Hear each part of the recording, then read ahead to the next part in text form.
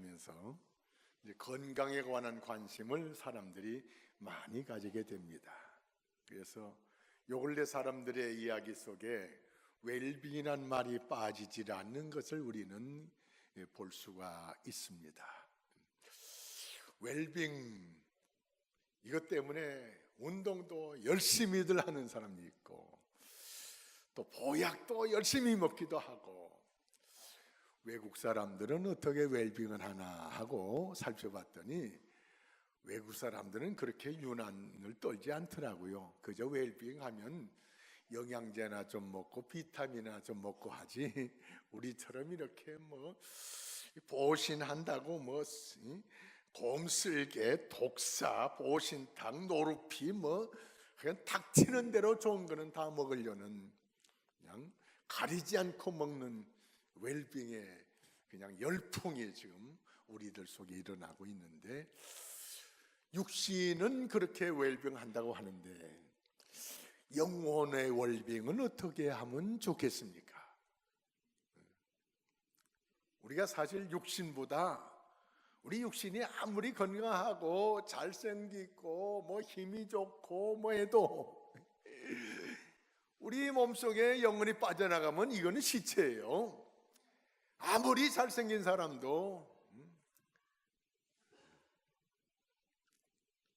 미스 코리아든 뭐든 할 것 없이 죽으면 바로 요새는 거의 막 화장터로 나가요. 화장터로 가요. 그래서 육신을 잘 보호하는 것도 중요하지만 더 중요한 것은 영혼이 잘 되는 것을 우리는 깨달았습니다. 할렐루야. 그래서 육신도 육신이지만 영혼이 건강하고 영혼이 잘 되는 그런 신앙의 성도가 바로 지혜로운 성도다라고 말할 수가 있습니다.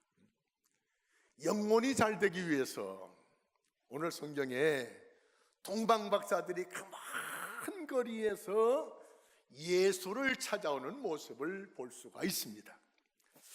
예수님을 찾아온 동방박사들, 이 동방박사들을 통해서 우리에게 주는 세 가지 메시지가 있습니다. 아무리 멀리 살더라도 예배를 위해서는 먼 거리를 마다하지 않고 찾아오는 그런 예배 중심적인 성도, 그런 성도가 되기를 주님은 원하고 계십니다. 뿐만 아니라 내가 믿는 예수가 누구라는 것을 만방에 알릴 수 있는 전도 중심의 성도, 이 동방박사들이 바로 그런 사명을 오늘 우리에게 보여주고 있고,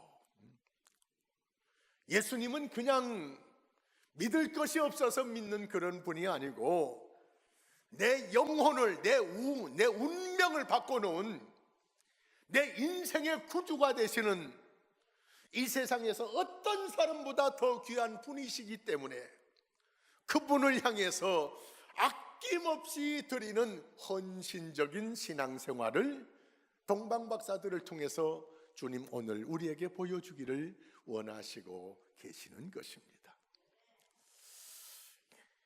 예수님에게 찾아온 목적이 있는데, 오늘 이 시간 예배드리는 우리의 목적이 있어야 돼요. 목적. 동방박사들이 헤롯 왕을 만나서 하는 목적이 바로 우리가 아기 예수를 만나서 그에게 경배하기 위해서 큰 먼 거리를 마다않고 찾아왔다는 것입니다. 수년 전에 이런 말들이 우리 중고등부 예배실에 있어요. 예배에 목숨을 걸자. 사랑하는 성도 여러분, 예배 중심적인 성도가 되셔야 됩니다. 동방의 박사들, 이 박사들이 놀고 먹는 사람들이 박사들이 아니에요. 대학의 교수들이 놀고 먹는 사람들이 아니잖아요. 학생들을 뭐든지 가르치면서 또 계속해서 또 논문을 발표해야 되고, 그러니까 끊임없이 이 시간과 싸우는 사람들이 바로 이런 박사들인데, 이 사람들이 다른 거 다 제쳐두고 주님 앞에 경배하기 위해서 그 먼 거리를 마다하지 않고 달려오는 이 모습을 우리가 볼 수 있어야 됩니다. 지금은 이제 울산에 개척을 해서 이제 울산 농합교회 다 나가고 있지만 2000년도에 우리 교회에서 농화부를 신설하면서 어떻게 우리 교회 농화부가 알려지면서 울산에 있는 젊은 그 농아들이 우리 교회까지 오는데 처음에 올 때 이렇게 물어봤어요. 어떻게 오느냐 했더니 방어진에서 있는 이 농아들이 많이 오는데 방어진에서 시내버스를 타고 울산역에 와가지고 울산역에서 열차를 타고 올라와가지고 영천역에서 내려가지고 영천역에서 걸어오는 거예요. 시간이 얼마나 걸리냐 했더니 3시간 반 정도 걸린답니다. 여기 와서 예배 드리는데 3시간 반 걸려서 예배 드리러 오는 거예요. 한 번이 아니고 두 번이 아니고 10여 년 동안 울산의 농학교회를 우리 정순임 목사를 통해서 개척해 주기 전까지 이 교회를 하루에 7시간을 걸려가지고 와서 예배 드리고 3시간 반을 들여서 예배 드리고 와서 예배 드리고 또 3시간 반을 돌아가는 이런 신앙의 삶을 저들이 우리에게 보여줬습니다. 예배를 잘 드릴 수 있는 비결이 뭡니까? 바쁜 것은 미리 일을 하든지 아니면 나중에 예배 드리고 나서 하든지. 사랑하는 성도 여러분, 우리 제1교회 성도들은 적어도 제1교회 성도라고 하면은 정말 예수를 믿는 성도라고 하면은 예배 중심적인 성도가 되셔야 될 줄로 믿습니다. 세상에 바쁜 것이 뭡니까? 나의 약속에 의해서 세상의 모든 것들이 바쁜 거 아니겠습니까? 내 약속을 미루든가 땡기든지 하면 다 될 수가 있어요. 하필이면 주일날 11시에 결혼식 하는 집들이 많이 있어요. 결혼식 하는 집들한테요 다른 거 없더라고요. 미리 가서 부조 주면 돼요. 미리 어떻게 늦어지면 나중에 가서 부조 주면 돼요. 근데 가서 참석해도 부조 하나 없으면 서운하게 생각하는데 안 가도 부조만 주면 고마워하더라고요. 요새 교회들 이 11월 달하고 12월 달에 교회마다 임직식이 굉장히 많았어요. 이제 한 3분의 1도 못 갔어요. 주일날마다 거의 토요일 주일인데 그래서 꼭 5만 원짜리를 못 가는 대신 위임식에 임직식에 계속 보냈어요. 난 참석 안 하고 화분만 보냈어요. 그랬더니 수건도 날라오고 감사 문자도 올라오고 아이고 우리 예배 오셔가지고 이렇게 축하해주고 감사합니다. 그런데요 몸만 가서 감사하면요 인사가 없어요. 사랑하는 성도 여러분, 주일날 바쁜 거 내가 다 정리할 수 있어요. 여러분이 주일날 바쁜 거 여러분이 다 정리할 수 있어요. 내 생활에 예배가 가장 중요하다고 생각하면은 얼마든지 이 예배를 우리가 지킬 수가 있습니다. 예배보다 세상적인 것이 중요하다고 생각하면 이 시간에 예배 나올 수가 없지요.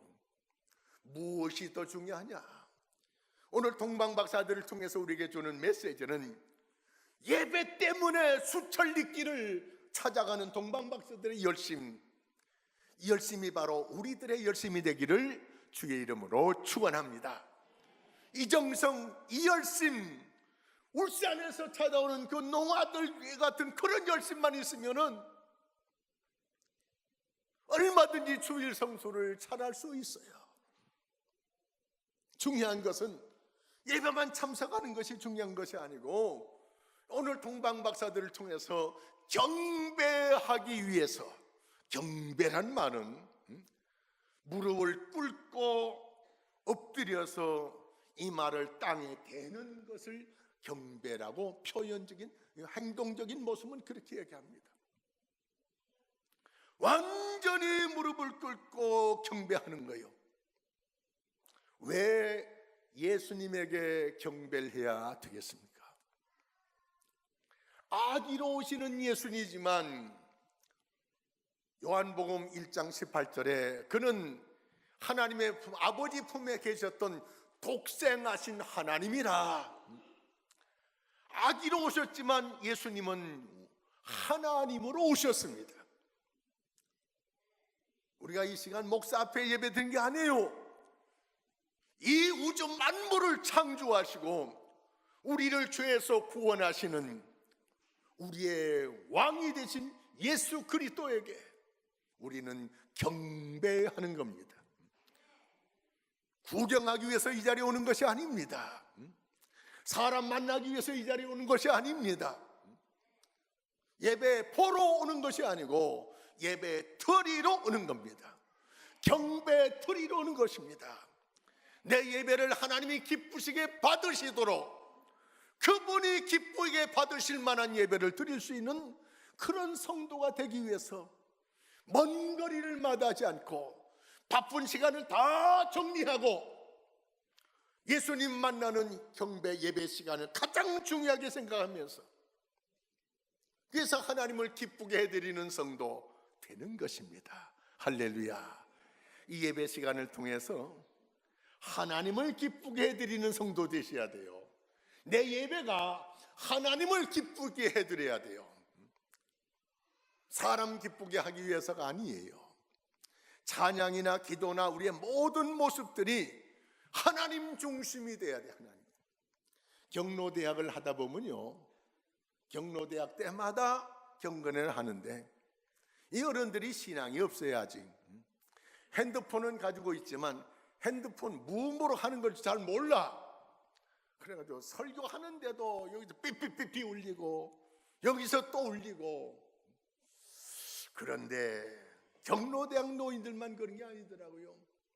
노예 교회 시간에 예배를 드립니다. 예배 드리는데 여기저기서 삐삐삐 하니까요, 예배 드리다가 모인 사람들이 다 목사 장로인데 예배 드리다가 핸드폰 받으러 나가요. 정말 잘못된 사람들 많이 있어요. 사랑하는 성도 여러분, 우리 제1교회 성도들만큼은 예배 시간에 방해받으면 안 됩니다. 예배 시간에 다른 생각하면 안 됩니다. 예배는 오직 주님께 드리는 경배 시간인 줄 믿으시고, 우리가 좌성이나 이 환경이 엎드려 드리는 그런 환경은 아니지만 엎드려서 주님 앞에 드리려고 하는 그런 경배적인 신앙 가지고 이 시간을 지키는 성도가 되셔야 될 줄로 믿습니다.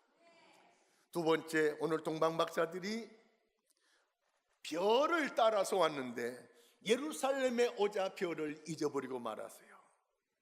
구름이 껴가지고 별을 못 보게 됐는지 하여튼 별을 잊어버렸어요. 별을 잊어버려서 그냥 둔 것이 아니고 예루살렘에 들어서자마자 자기들을 인도하는 별이 없어져서 가지고 예루살렘에서 거리에서 만나는 사람들마다 유대인의 왕으로 오신 예수님이 어디 계십니까? 그리스도가 어디 계십니까? 이 동방박사들이 예루살렘 거리를 헤매면서 메시아가 어디서 태어났습니까? 유대인의 왕이 어디서 태어납니까? 하는 거예요. 삽시간에 예루살렘 안에 소동이 일어났습니다. 아니, 지금 헤롯 궁전에 헤롯 왕이 있는데 다시 유대인의 왕으로 어떤 아이가 태어났다는 거예요. 왕이 되시다 태어났다는 겁니다. 그럼 저 왕은 뭐냐? 예를 들어 말씀드립니다. 지금 문재인 대통령이 있는데 또 한쪽에서는 우리는 그 사람을 왕으로 인정하냐고, 다른 사람 이 사람을 왕으로 인정합니다. 이 사람을 대통령으로 세웁시다. 막 붐이 일어난다면 얼마나 혼동스럽겠습니까? 그래서 오늘 성경에 간 예루살렘에 큰 소동이 일어났더라. 동방 박사들이 아기 예수 나심을 전하는 것 때문에 예루살렘에 소동이 일어났더란 것입니다. 이 말이 전해지고 해가지고 궁궐에까지 전해졌어. 아는 사람이 없어가지고 박사들이 궁궐에까지 찾아 들어가서 헤롯 대왕을 뵈면서 우리가 멀리 동방에서 유대인의 왕으로 나신 분을 뵙고 경배하기 위해서 여기 왔는데 그분이 어디에 나셨습니까? 헤롯 대왕은 유대인이 아니에요. 야곱의 후손이 아니에요. 그래서 잘 몰라. 그래서 그 당시에 대제사장들과 서기관들을 모아놓고 그리스도가 어디에서 나느냐고 묻고 있습니다. 박사들은 유대인의 왕으로 나신 이가 어디에 있느냐라고 묻는데 헤롯 대왕은 그리스도가 어디서 나시느냐고 묻고 있어요. 그러니까 이 말은 이 동방 박사들이 유대인의 왕으로 나신 이만 찾는 것이 아니고 유대인의 왕으로 나신 그분은 바로 메시아요, 그분은 바로 그리스도신데 그리스도가 어디에 계십니까? 메시아가 어디 오셨습니까?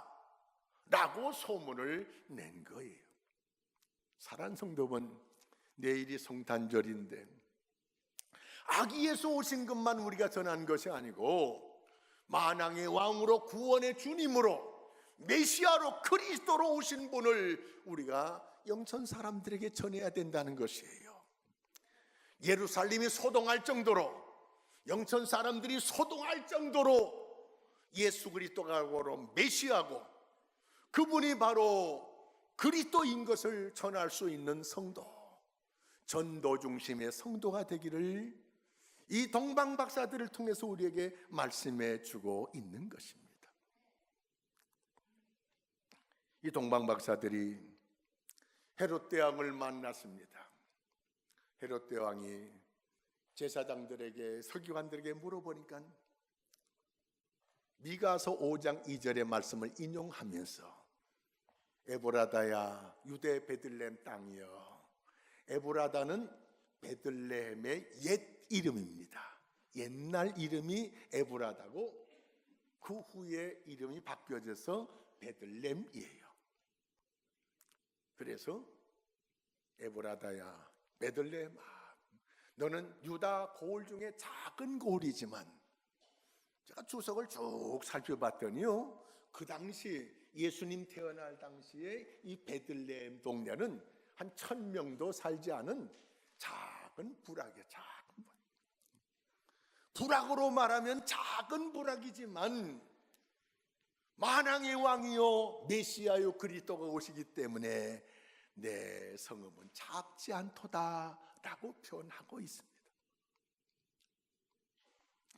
헤롯 대왕이 박사들을 만나면서 물론 은큼한 생각을 가지고 아기 예수를 죽일 생각을 하고 이렇게 자세히 묻고 있지만 별이 나타난 때를 자세히 묻고, 이 말은 무슨 말인가 아니요, 당신네 나라 동방에서 처음에 별이 나타난 때가 언제였습니까? 그때가 바로 아기 예수가 태어난 날로 헤롯 왕이 생각하고 그때부터 나이를 계산해 가지고 그 나이에 해당되는 어린아이를 죽이기 위해서 별이 나타난 때를 자세히 묻고, 그리고 서기관들을 통해서 알게 된 베들레헴 땅에 가서 보시고 찾아서 경배하고 돌아갈 때 나에게도 들리면 나도 가서 그에게 경배하겠노라. 헤롯 왕이 경배하려고 이 말을 한 것은 아니지만 헤롯 왕도 바로 예수님께 경배해야 될 대상이다 하는 사실을 이 말씀을 통해서 우리에게 가르쳐 주고 있습니다. 헤롯 대왕을 배하려고 나오다 보니까는 없어졌던 자기들을 인도하던 그 별이 다시 나타났어요. 다시 인도에 갑니다.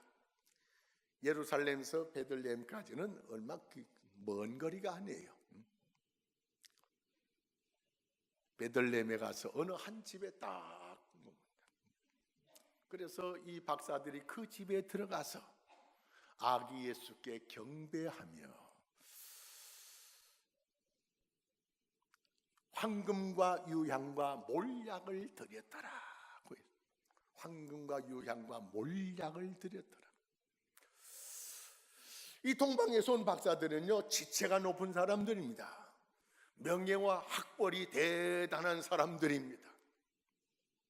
이런 사람들이 지금 아기 예수가 머무는 것은 마구간이에요. 마구간.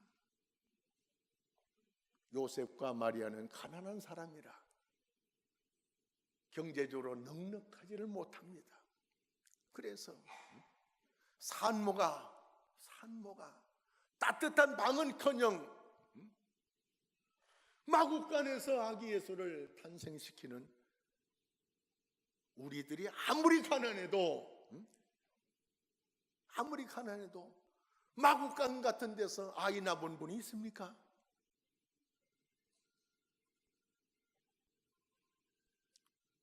예수님이 이 냄새나는 마구간, 아기 예수님을 누일 곳이 마땅치 않아가지고 말밥통, 말구유에 예수님을 누였다라는 것입니다. 지체 높은 분들이 찾아왔지만 메시아로 유대인의 왕으로 나신 예수님은 초라하기 그릴 데가 없어요. 초라할 때. 그럼에도 불구하고 이 박사들은 믿음을 가지고 이 초라하게 태어난 말밥통 안에, 거기서 구유로 생각하고 이 구유로 거기서 누워 계신 아기 예수님께 황금과 유향과 몰약을 드렸더라. 황금은요, 그 당시에 왕을 배알할 때 드릴 수 있는 것이 주로 황금이라고 합니다.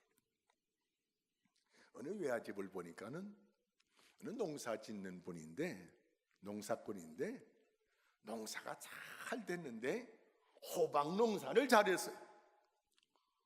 보통 호박보다 호박이 얼마나 큰 호박이 생겼는지, 이거는 내가 먹을 것이 아니고 임금님께 갖다 드리자. 이 호박을 임금님께 갖다, 임금님 이 호박 좀 보세요. 이거는 제가 먹을 것 같고 임금님이 드려야 될 것 같고, 그래서 임금님께 드립니다.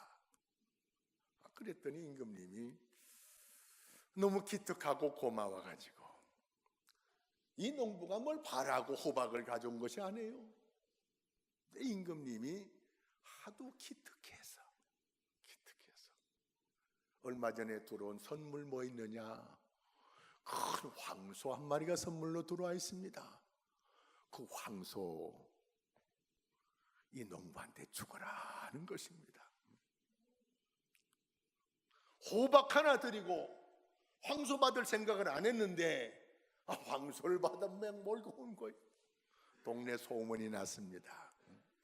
야가 빠진 농부 하나가 아이고, 호박 하나 드렸는데 황소 받으면, 황소 드리면 뭘 받을까? 집 반제 받을까? 자기 집에 있는 황소 중에 통통한 황소를 이렇게 잡아가지고, 임금님, 내가 이 소를 키우다 보니까 소가 이렇게 잘 커가지고 이거 소를 임금께 드리려고 가져왔습니다. 그러냐, 고맙다. 얼마 전에 들어온 선물이 있으면 이 사람에게 줘거라. 예, 얼마 전에 들어온 선물 호박. 황소 드리고 호박 받아갔어요. 엉큼한 생각으로 그러면 안 된다 그런 말이에요. 진정한 감사의 마음을 가지고 이 박사들이 황금과 유황과 몰약을 드렸더라. 어제 오후쯤 주일 준비를 하고 있는데, 우리 교회 청년이었다가 결혼해가지고 이제 얼마 전에 딸을 낳았어요. 대전으로 시집을 가가지고, 신랑은 대전에 근무하고 이 자매는 이제 대구서 근무하는데, 그래서 주말 부부예요, 주말 부부. 근데 얼마 전에 예쁜 딸을 낳았어요. 저한테 찾아왔어요. 목사님 감사해서 찾아왔어요. 감상금 가지고 왔어요. 신랑 다니는 그 교회 같이 가서 거 가서 감사하지? 아니에요. 아직도 시어머니, 시아버지, 신랑이 난 그 교회는 손님 같아요. 내가요. 여기가 교회 같아요. 여기가 하나님 성전 같아요.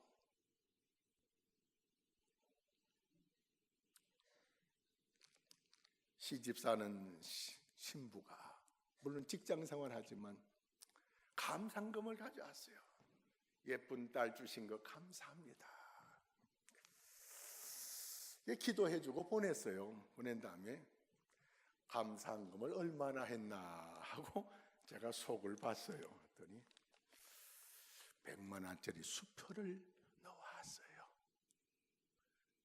10만 원 감사해도 괜찮은데 왜 이렇게 많이 했나 속으로. 그렇게 하나님 은혜가 감사하던가? 그렇게 하나님 은혜가 감사했느냐? 간 다음에 이런 질문이 돌아와요. 예배드리기 조금 전에 우리 2학년 할머니는 평생 3학년 못 되셔요. 이름이 2학년이에요. 90어른인데 조금 전에 다 봤잖아요. 예물을 가지고 오셨어요. 제가 슬쩍 봤어요. 이 어른은 돈을 버는 분이 아니에요.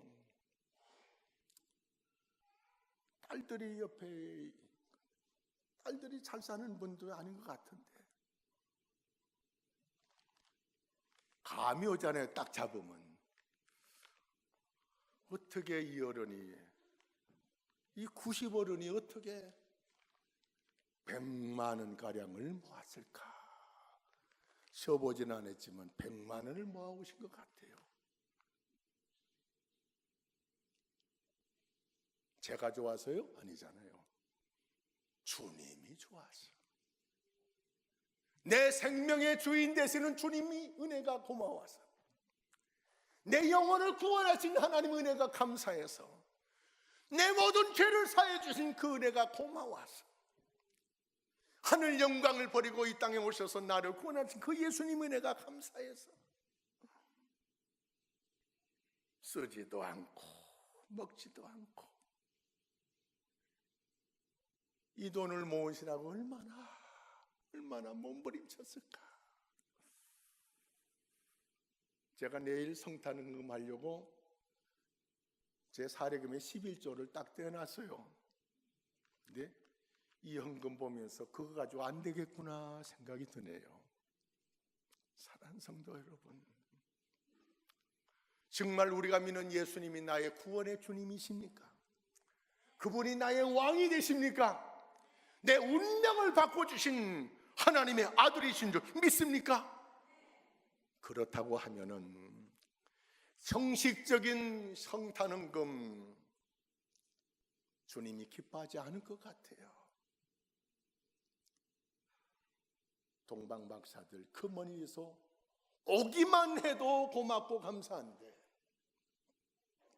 아기 예수님을 만나러 오면서 현재 살아있는 왕을 만나는 것처럼 황금 덩어리를 가지고 오고 유향과 몰약을 가지고 왔더라 하는 것입니다. 이 박사들이 아기 예수님을 감동시키는 거예요. 그 황금 덩어리 유향과 몰약을 나중에 어떻게 썼을까? 제가 예수님 그 요셉과 마리아의 생활을 추적해 봤더니 아기 예수의 목숨을 헤롯이 찾기 때문에 계시를 받아가지고 바로 애굽으로 내려갑니다. 이 마리아하고 요셉이 호적하러 잠시 베들레헴 왔다가 다시 나사렛 올라가가지고 다시 목수일을 하면서 생활을 유지해야 되는데 아기 예수의 목숨을 노리는 헤롯 왕이 때문에 뜻밖의 생각지 않은 피난을 애굽으로 가야 돼요. 낯선 외국에 가서 무슨 돈벌이요 뭘 어떻게 하겠습니까? 알지도 못하고 말도 다르고 모든 것이 다른데 하나님께서 애굽의 피신에 있는 동안은 쓸 수 있는 돈을 이 박사들로 하여금 하나님께서 보내주셨구나 하는 생각을 가져봅니다. 아기 예수님은 동방 박사들이 예물을 드릴 때 손 딱 내밀고 죽어라 이렇게 안 했을 거예요. 아기 예수님은 뭘 가지고 온지도 악의적이면 모르지만 영적으로는 다 아시겠지요. 어떻게 보면 이 황금과 유황과 몰락은 마리아나 요셉한테 줬어야 될 거예요. 근데 안 그랬어요. 아기 예수님께 드렸어요. 아기로 오셨지만 이분은 나의 구세주요, 아기로 오셨지만 이분은 만왕의 왕이 되시고, 아기로 오셨지만 독생하신 하나님으로 오셨기 때문에 이 아기 예수님은 경배받아 마땅한 분이고 예물받아 마땅한 분인 줄 믿습니다. 사랑하는 성도 여러분, 내가 믿는 예수님이 나의 구세주가 되십니까? 나의 모든 죄를 사해 주기에 오신 것을, 예수님 때문에 용서받은 것, 죄사함 받은 것을 믿으십니까? 예수님 때문에 우리가 하나님의 자녀된 것을 믿으십니까? 그렇다고 하면 이 동방박사들처럼 아낌없이 주님께 드릴 수 있는 예물이 성탄 예물로 올려져야 될 줄로 믿습니다. 다른 사람이 보고 안 보고 관계없어요. 내게 귀한 것으로 드리는 박사들의 신앙, 이 신앙을 주님께서 오늘 이 박사들을 통해서 우리에게 요구하고 계십니다. 예배를 위해서는 아무리 멀다 할지라도, 아무리 바쁘다 할지라도 예배에 목숨을 거는 성도, 예배 중심의 성도, 나의 구세주가 되신 예수님을 전하는 전도 중심의 성도, 내게 귀한 것으로 드리는 헌신 중심의 성도, 이런 성도로서 주님께는 영광을 돌리고, 이런 성도가 돼서 주님이 기뻐하시는 성도, 주님이 우리의 경배를 받으시고 우리의 예물을 기뻐 받으시고 우리의 모든 삶을 기뻐 받으실 만한 주님 중심의 성도, 하나님이 기뻐하는 성도, 주님이 기뻐하는 성도로 다시 거듭나는 축복의 역사가 있기를 주의 이름으로 축원합니다. 하나님 아버지,